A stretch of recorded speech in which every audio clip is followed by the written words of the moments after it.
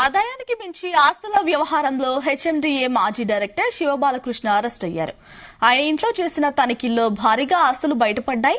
సోదాలు పూర్తి కావడంతో ఆయన్ని అదుపులోకి తీసుకుని బంజర్ హిల్స్ పిఎస్ కు తరలించారు. రేపు ఆయన్ని కోర్టులో హాజరుపరిచే అవకాశాలు ఉన్నాయి. కోర్టు అనుమతితో కస్టడీకి తీసుకుంటామని అధికారులు అంటున్నారు. తనిఖీల సమయంలో కుటుంబ సభ్యులెవరూ తమకు సహకరించలేదని ఏసీబీ ఒక ప్రకటన విడుదల చేసింది. ఇక మరోవైపు శివబాలకృష్ణ ఇంట్లో సోదాలు ముగియగా మరో 4 చోట్ల మాత్రం ఇంకా సోదాలు కంటిన్యూ అవుతున్నాయి.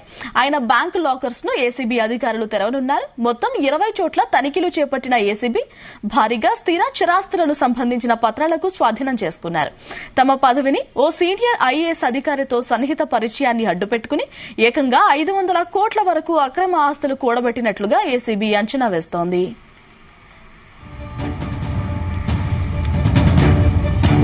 దీనికి సంబంధించిన డీటెయిల్స్ తెలుసుకుందాం. మా క్రైమ్ బ్యూరో రవితేజని అడిగి. రవితేజ, హెచ్ఎండిఏ మాజీ డైరెక్టర్ బాలకృష్ణ ఇంట్లో సోదాలు జరుపుతున్న కొద్దీ భారీ ఆస్తులు వెలుగులోకి వస్తా ఉన్నాయి. మార్కెట్ వాల్యూ ప్రకారం 300 నుంచి 400 కోట్ల వరకు ఆస్తులు ఇప్పటి వరకు ఏసీబీ గుర్తించి వాటన్నిటిని కూడా సీజ్ చేయడం జరిగింది.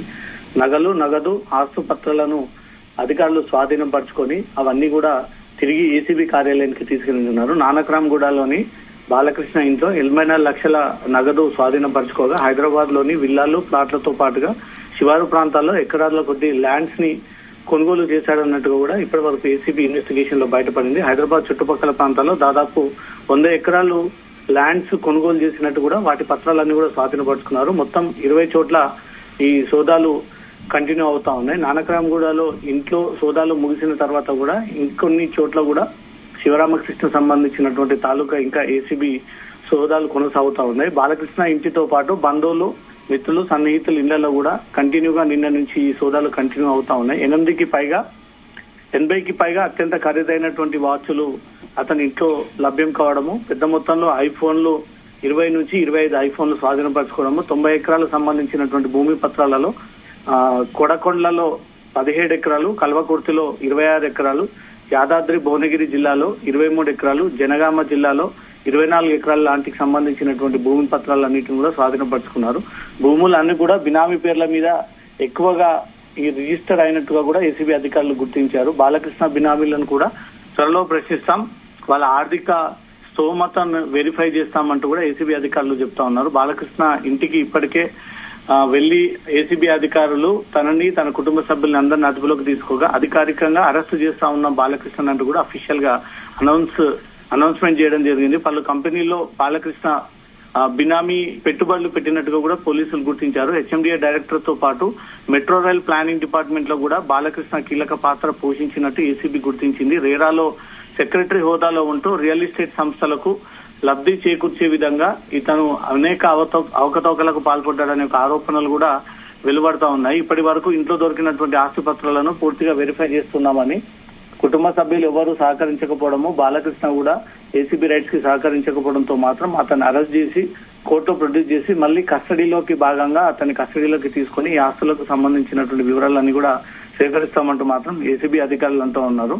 కోర్టు హాజరుపరిచిన తర్వాత మళ్ళీ కస్టడీ తీసుకుంటామనే ఒక విషయాన్ని కూడా ఏసీబీ అధికారులు గుర్తు చేస్తూ అతని ఇంటితో పాటు అతని సమీప బంధువుల ఇళ్లలో కూడా మొత్తం ఇంకా రైట్స్ కంటిన్యూ అవుతా ఉన్నాయి. ఇప్పటి వరకు 300 నుంచి 400 కోట్ల వరకు ఆస్తులని గుర్తించాము. లాకర్స్ ఓపెన్ చేయాల్సి ఉంది. ఆ 4 లాకర్స్ 10 గంటల తర్వాత ఓపెన్ చేస్తే ఇంకా ఆస్తుల రెట్టింపు జరిగేటువంటి అవకాశం ఉంది. ఆ 4 లాకర్లు ఓపెన్ చేసిన తర్వాత పూర్తి ఆస్తుల చిట్టా అంతా కూడా కోర్టులో ప్రొడ్యూస్ చేస్తామంటూ మాత్రం ఏసీబీ అధికారులు అంటున్నారు. గాయత్రి, రవితేజ, అంటే కమర్షియల్ ల్యాండ్ గా కన్వర్ట్ చేయడం గానీ, ఇతర పర్మిషన్స్ ఇవ్వడంలో గానీ ఈయన వల్ల ఒక్కరి వల్లే అవదు, ఇతర అధికారులు కూడా ఇన్వాల్వ్మెంట్ ఉంటుంది. సో వాళ్ళు కూడా ఎంక్వైరీ చేస్తారా? ఇతనితో పనిచేసినటువంటి హెచ్ఎండిఏ డైరెక్టర్ గా పనిచేసినప్పుడు ఇతనితో పాటు ఇతని టీం మెంబర్స్ అందరినీ కూడా ఏసీబీ వెరిఫై చేసేటువంటి అవకాశం ఉంది.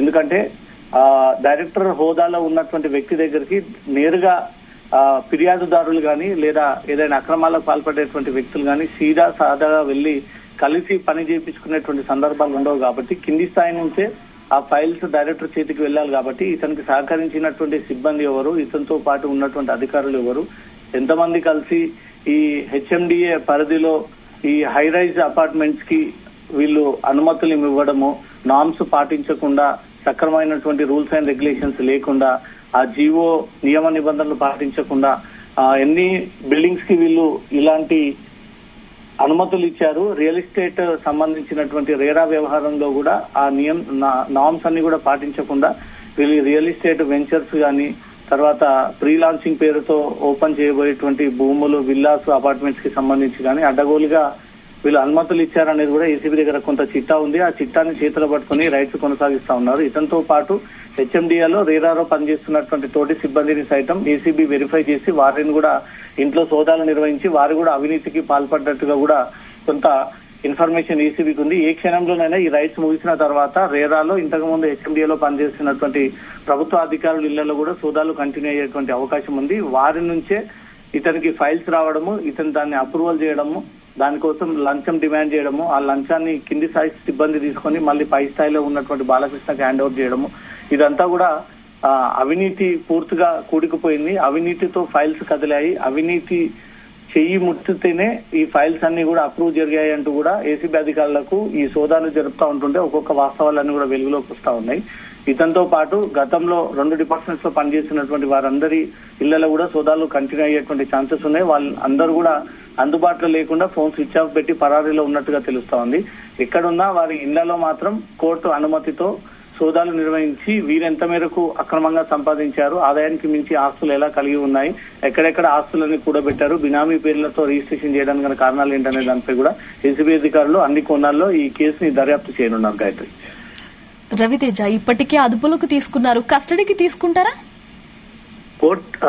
ఏసీబీ అధికారులు చెప్తున్నటువంటి విధానం ప్రకారంగా కుటుంబ సభ్యులు అతను సహకరించట్లేదు, కోర్టులో ప్రొడ్యూస్ చేసిన తర్వాత కస్టడీలోకి తీసుకొని మిగతా ఆస్తులకు సంబంధించినటువంటి చిట్టా కూడా పూర్తి స్థాయిలో వెనక్కి తీయాల్సినటువంటి బాధ్యత ఏసీబీ పైన ఉంది. కాబట్టి ప్రధానంగా 4 లాకర్స్ వారి కుటుంబ సభ్యులపైన ఉన్నట్టుగా తెలుస్తోంది. ఇంట్లోనే 300 నుంచి 400 కోట్ల డబ్బులు, నగలు, తర్వాత విలువైనటువంటి కార్లు, చేతికి పెట్టుకునేటువంటి వాచ్లు, శివారు ప్రాంతంలో ఉన్నటువంటి అగ్రికల్చర్ భూములు, పట్టా భూములు, తర్వాత ఇతర విలువైనటువంటి వస్తువులన్నీ కూడా తన ఇంట్లో దొరికాయి. కాబట్టి బ్యాంక్ లాకర్ లో కూడా ఇంతకు మించి ఆస్తులు భద్రపరచొచ్చు అనేది కూడా అధికారులకు కొన్ని అనుమానాలు ఉన్నాయి.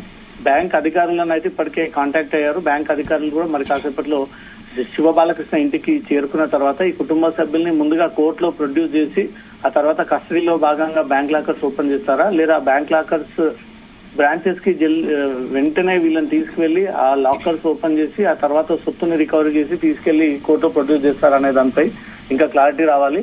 అధికారులు సోదాలు నిర్వహించేటటువంటి టైంలో ఈ కుటుంబ సభ్యులు అయితే సహకరించట్లేదు. ఇంకా ఆస్తులు కనుగొనాల్సి ఉంది.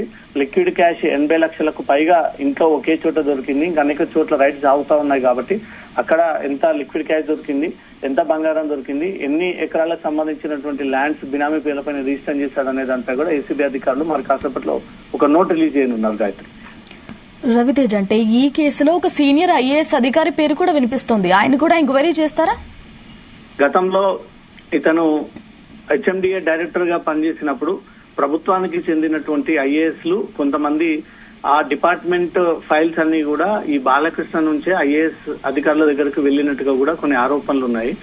ఇతను ఫైల్స్ ఇల్లీగల్ గా చేయించుకున్నాడా, అతను కూడా ఏదైనా లంచం ఇచ్చాడా, అతను కూడా ఐఏఎస్ అధికారి ఇతని నుంచి డబ్బులు తీసుకున్నటువంటి ఏమైనా ఆధారాలు ఉంటే మాత్రం ఖచ్చితంగా ఐఏఎస్ ని కూడా ఈ కేసులో ఇంక్లూడ్ చేస్తూ అతనింటిపై కూడా సోదాలు చేసేటువంటి అవకాశాలు ఉన్నాయి. ఏసీబీ కింది స్థాయి నుంచి పై స్థాయి వరకు ఏ హోదాలో ఉన్నటువంటి వ్యక్తులను కూడా వదలదు. కాబట్టి లింక్ దొరికితే ఆ లింక్ లో ఉన్నటువంటి ప్రతి ఒక్కరిని కూడా యాంటీ కరప్షన్ బ్యూరో కేసు కిందికి వీళ్ళు కన్వర్ట్ చేసి వాళ్ళందరినీ కూడా కోర్టు ముందు ప్రొడ్యూస్ చేసి కోర్టు ఆదేశాల మేరకు వీళ్ళందరినీ కూడా జైలుకి పంపించాల్సినటువంటి అవసరం ఉంటుంది. కాబట్టి ఐఏఎస్ ఇతనితో కలిసి సన్నిహితంగా ఉన్నాడు.